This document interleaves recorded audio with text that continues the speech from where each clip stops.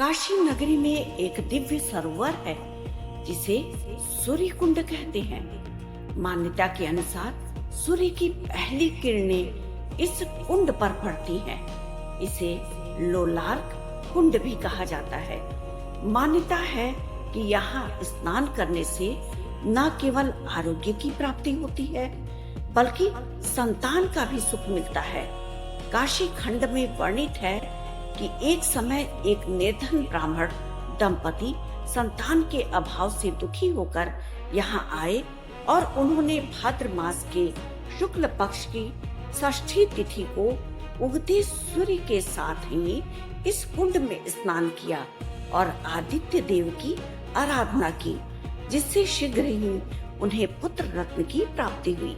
इसीलिए भाद्र मास के षष्ठी तिथि को जो दंपति संतान की इच्छा रखते हैं वो इस कुंड में स्नान करते हैं और स्नान के बाद लाल पुष्प, गेहूं और गुड़ के साथ सूर्य देव के मंत्रों का जप करके उन्हें अर्घ देते हैं। भाद्रपद की शुक्ल षष्ठी को लोलार्क षष्ठी भी कहा जाता है। मध्य रात्रि से ही ये स्नान शुरू हो जाता है।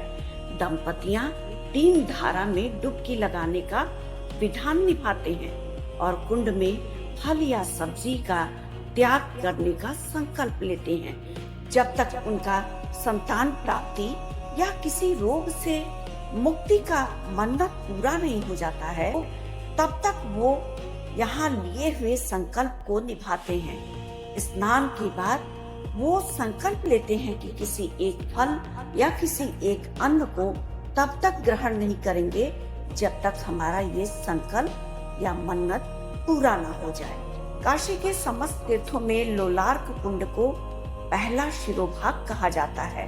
अगर कोई व्यक्ति सपत्नीक इस कुंड में भाद्र मास के षष्ठी तिथि को स्नान करता है तो उसकी मनोकामना अवश्य पूर्ण होती है। लोलार्क कुंड पर सूर्योदय की पहली किरण पड़ती है, इसीलिए इसे सूर्य कुंड का भी नाम मिला है।